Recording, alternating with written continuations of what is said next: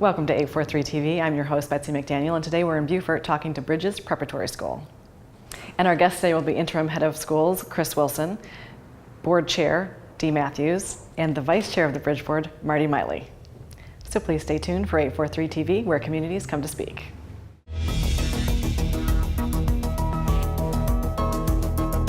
.843 TV, where Bluffton comes to speak. Where Spring Island comes to speak.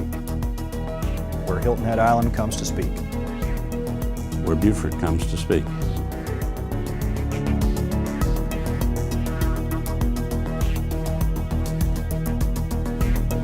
.843 TV, where communities come to speak.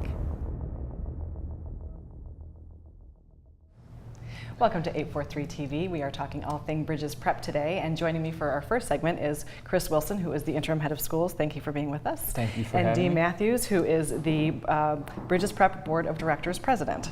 So thank you for being with us.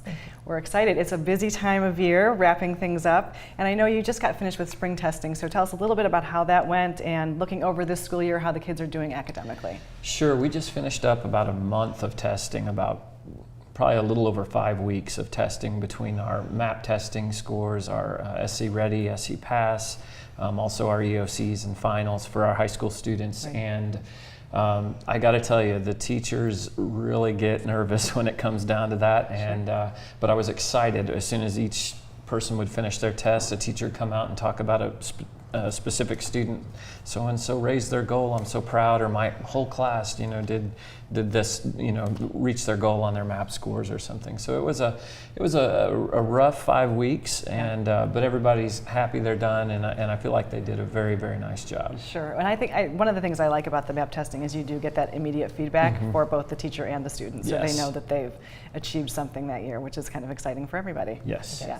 So speaking of academics, you guys are moving next year to have an 11th grade as well, so we're doing some growing. And as we're doing that, some questions have maybe come up around the community that I think you want to address, and talk to us a little bit about your accreditation as a school. They are. We're moving to the 11th grade. We will have 11th grade next year, and then 2020 will see our first graduating class, and we are most excited because they will be in our new facility. All of that does make for excitement, and I mean not just with us, but with the public, with the students, with their parents. And one of the things that's come up, and it's come up a couple of times recently, as questioning the accreditation. Bridges is a fully accredited school through the South Carolina State Department of Education. We have some things that will be going out, but you can go to the South Carolina State Department of Education's website, find all of the information on us pertaining to our accreditation, and we just wanted to emphasize so that we could maybe put that rumor to rest. Yeah, yes. Absolutely. So thank you so much. Well, you're welcome. It's an exciting time for you guys.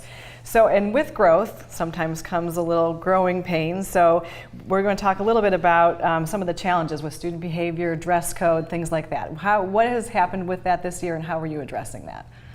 Well, as you can imagine, with more students comes more issues. Kids are kids. They're going to push the boundaries, and yes, we have dress code issues, especially towards the end of the year. They're done. The teachers are done. But each case with behaviors, with dress code, you have to handle each case individually, and make sure that you're doing what's right for the student. But we deal with those on a daily basis. Another challenge that we've had is going from one administration to another, and just trying to make sure that myself and Dr. Herbst, who is the assistant head of schools, did not start the year in this position, and so we had a lot of research to do on some of the students that maybe had some issues in the beginning. Okay. But I will say overall, I believe our discipline referral numbers from this year to last year, I think we are down quite a bit, so we're excited about that. That is exciting. And so you mentioned that it's been a different year because you've had two administrations stepping in January from the former when the head of school left. So what are you most proud of having accomplished in that transition time? I'm still alive. That is, congratulations. Yes, it has been an interesting 6 months since January. Dr. Herbst and I took over, and we have really kind of dove into what Bridges is about. How are we doing with our academics? How are we doing with special education, with GT? What is the curriculum going to look like at the high school for our upper level classes? And so we realize we've got a lot on our plate. We're a new school, 5 years old. Some of the policies and procedures that might be in place at say another public school that's been around a while, we're looking to start building those policies, and both of us have a strong desire for great academic success and really pushing our students to their full potential. Yeah. And on behalf of the board, I would like to say that we're very pleased with what they've done. They came into situations, Chris is right, in which there was some questionable procedures or policies that needed to be adjusted. I think they've come in, I think they have done it.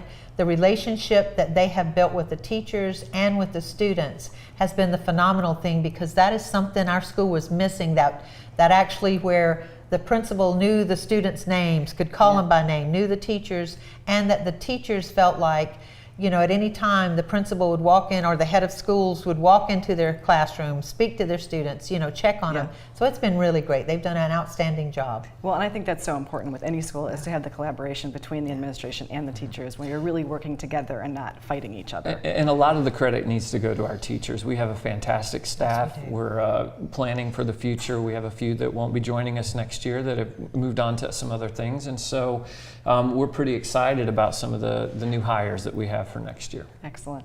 And so for now, for the next few years, you guys will be operating in three different school sites, I should say. So from a leadership and management perspective, what kind of challenges does that create for you guys? Quite a few. If you can imagine being the boss, I guess, of all of these people, but they're not in one place for you to go talk to them or to address them. And so when it comes down to teacher evaluation, when it comes to student behavior issues, we have we will have Dr. Herbst and myself, so there's two of us. We have a new hire that I'll announce later that will be filling in as our assistant principal or dean of students for next year. And so we have the capability to have administration at each building. So we have always had Mr. Tim at Celadon with our K through 2, and he does a fantastic job over there. So the challenges are for us space. Our Boundary Street campus is pretty packed, and we're going to be fitting into 12 rooms for our high school campus next year. And I don't want to cut you off, but we're out of time for this segment, but there's a lot more to come, so come back to 843 TV.